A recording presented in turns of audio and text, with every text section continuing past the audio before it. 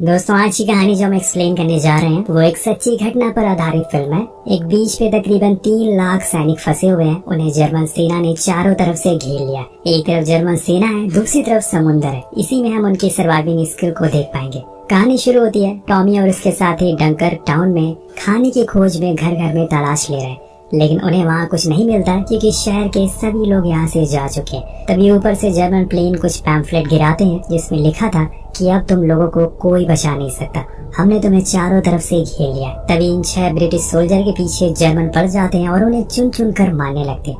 लेकिन इसमें टॉमी नाम का सैनिक बच जाता है और वहाँ से भाग कर एक बीच की तरफ जाता है जिसका नाम है डंकर्क। अब इस बीच पर हमें कई लाख सैनिक देखने को मिलते हैं जो लाइन में लगे हुए हैं क्योंकि उन्हें उनके देश के लोग बचाने आ रहे हैं। लेकिन जब तक वो यहाँ पर पहुँचेंगे उतने में कई सारे जर्मन प्लेन आकर इनकी संख्या को आधा कर देते हैं। दरअसल दोस्तों, यहाँ पर वर्ल्ड वॉर 2 का समय चल रहा है और कुछ देश आपस में मिलकर अकेले जर्मन से लड़ रहे हैं। जर्मनी ने फ्रांस के कई हिस्सों पर कब्जा कर लिया है और अब वो धीरे धीरे और ज्यादा ताकतवर होते जा रहे हैं। इतने में टॉमी देखता है कि उस बीच पर कई लाशें भी पड़ी हुई है और उन्हें एक जिप्सन नाम का लड़का दफना रहा है। वो उसके पास जाता है और उसकी मदद करने के लिए, लेकिन वो उसके सवालों का कोई जवाब नहीं देता। शायद उसे जंग का बहुत ही गहरा असर हुआ, इसलिए टॉमी भी उससे ज्यादा कुछ सवाल नहीं पूछता, जिसके बाद वो खुद जाकर लाइन में लग जाता है क्योंकि उसे भी तो घर जाना है ना। लेकिन तभी हम आसमान में देखते हैं कि जर्मन सब यहाँ आ गए और अंधाधुंध बम गिराना शुरू कर देते हैं जिसमें न जाने कितने सैनिक एक बार फिर मारे जाते हैं।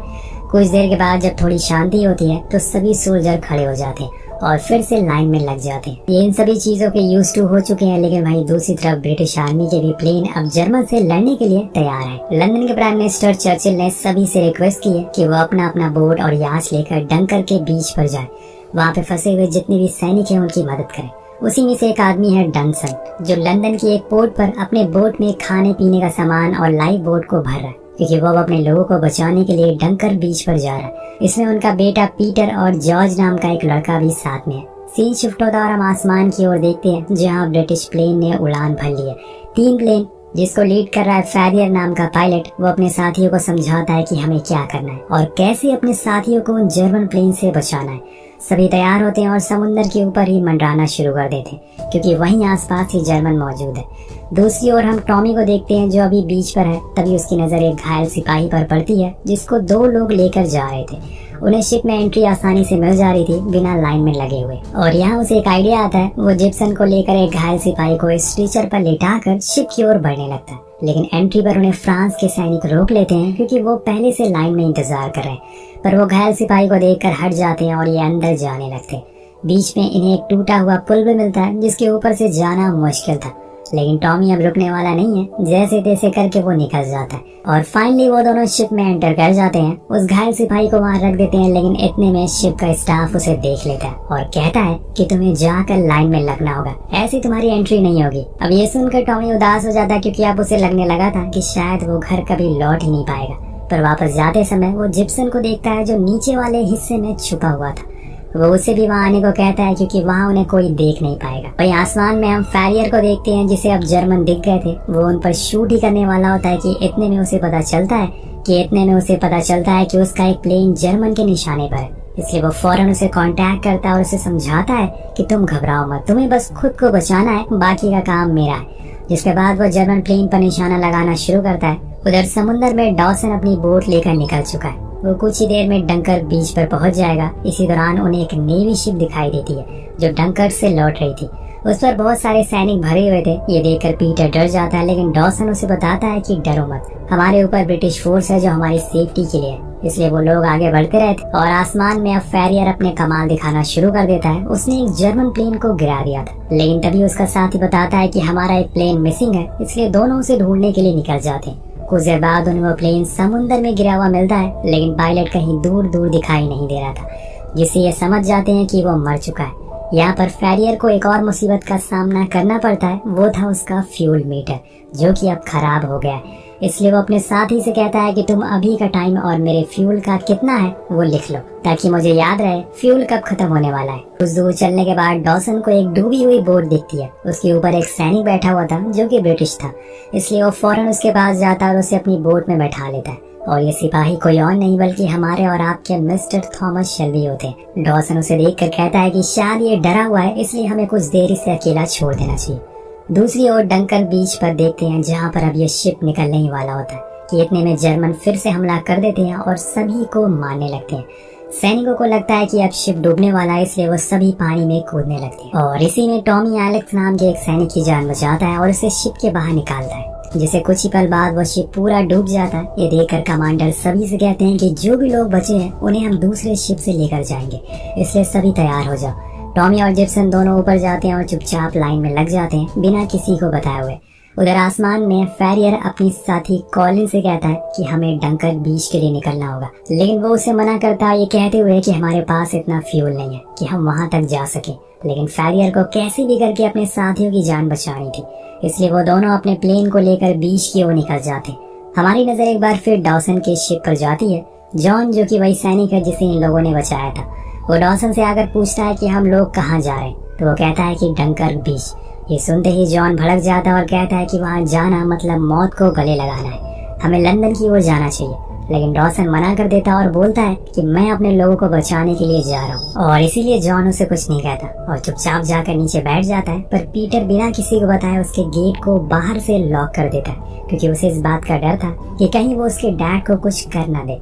उधर डंकर बीच पर दूसरा शिप आ जाता और ये दोनों लोग उस पर जाकर बैठ जाते। लेकिन नीचे खाना बट रहा था, इसलिए टॉमी और एलेक्स नीचे जाते हैं, पर उनके साथ ही जिप्सन नहीं आता।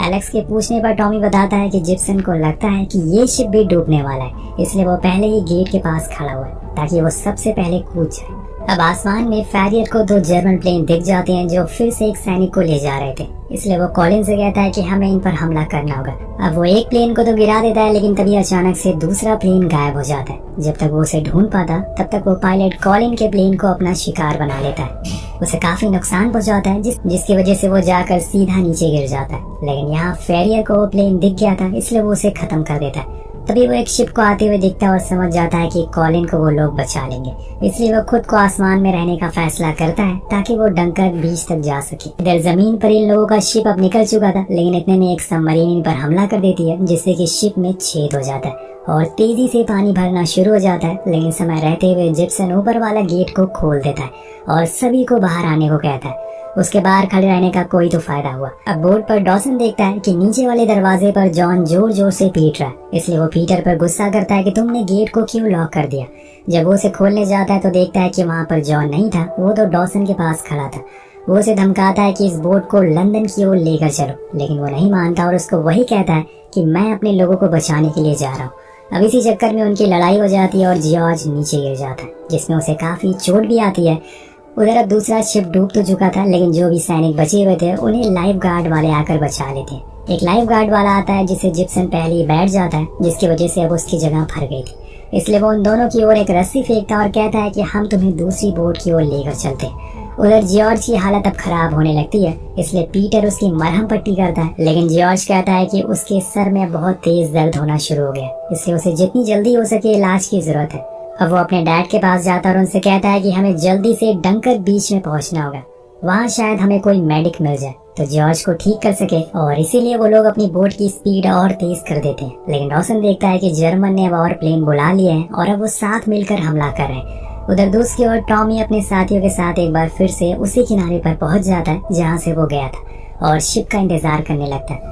लेकिन तभी उन्हें एक छोटी सी बोट दिखाई देती है, तो वो उसके पास जाने लगता है और ऊपर आसमान में फेरियर अभी भी उनसे लड़ाई कर रहा था। उसे पता है कि उसका फ्यूल अब खत्म होने वाला है, लेकिन वो अपने देश के लिए अपनी जान देने को भी तैयार है। वहाँ ये सारे लोग जो कि बीच पर आए थे वो अब जाकर उसी बोट के अंदर बैठ जाते हैं। ऐसे खुले में बैठना सेफ नहीं है, लेकिन यहाँ एलेक्स को जिप्सन पर शक होता है, क्योंकि जब से वो उसे मिला है तभी से लेकर उसने एक शब्द भी नहीं बोला है। उधर डॉसन देखता है कि जो एक्स्ट्रा जर्मन प्लेन उनके ऊपर मंडरा रहे थे उन्हें कुछ ब्रिटिश प्लेन ने गिरा दिया और अब वो थोड़ी देर के लिए सेफ है। इधर टॉमी को महसूस होता है कि शायद उनकी बोट के ऊपर कोई है, इसलिए वो सभी घबरा जाते हैं। ऊपर जाकर वो देखते हैं तो वहाँ एक आदमी था जो कि फ्रेंच था। ये बोट उसी की थी, अगर कभी जर्मन वाले हमला करते हैं तो वो ये लेकर भाग सके।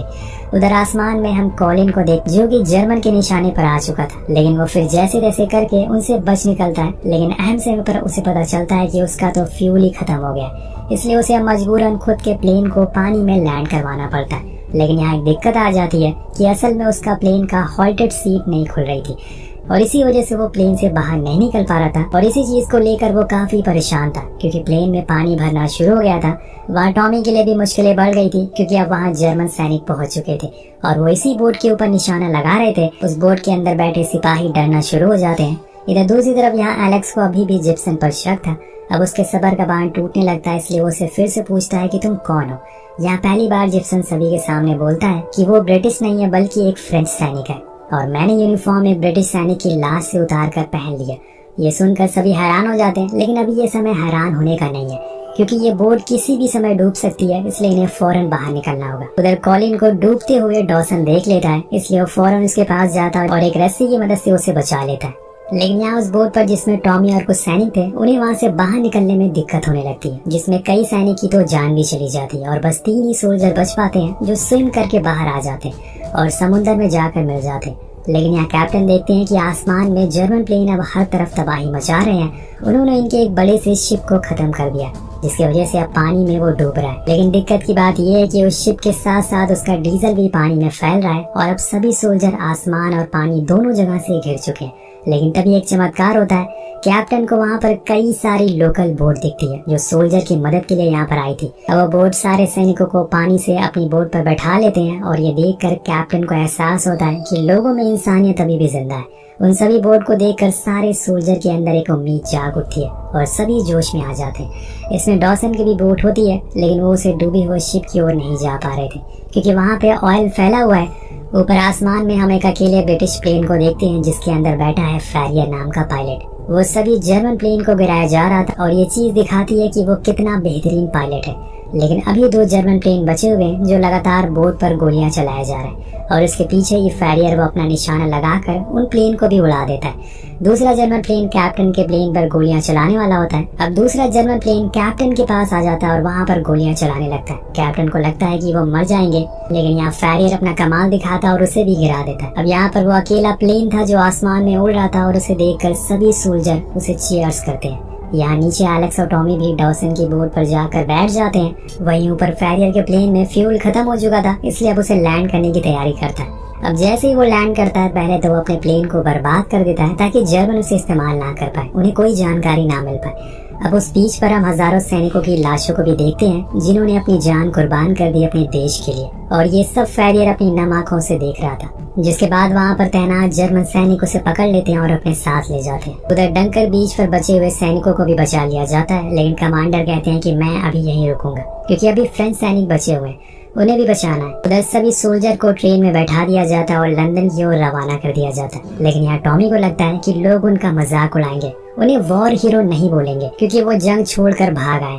पर जब एलेक्स न्यूज़पेपर पढ़ता है तो देखता है कि उसमें चर्चिल ने कहा है कि जो भी सैनिक आ रहे हैं वो महान है और एक बहादुर सिपाही है, चाहे वो किसी भी देश के क्यों ना हो। हमें उनका सम्मान, इज्जत और उनकी सेवा करनी है। उधर पीटर जब घर पहुंचता है तो वो जॉर्ज की स्टोरी न्यूज़पेपर पर प्रिंट करवाता है कि उसका हमेशा से ये सपना था कि उसकी फोटो न्यूज़पेपर पर आए। दूसरी ओर जब इनकी ट्रेन लंदन पहुंचती है तो सभी लोग इन सिपाहियों का स्वागत करते हैं और उनकी बहुत इज्जत करते हैं। इस पूरे रेस्क्यू मिशन में तकरीबन 3 लाख सैनिकों की जान बचाई थी और फिर उन्हीं सैनिकों ने बाद में जर्मनी पर अपना कब्जा कर लिया और उस देश के लोगों को हिटलर से आजादी दिलवाई।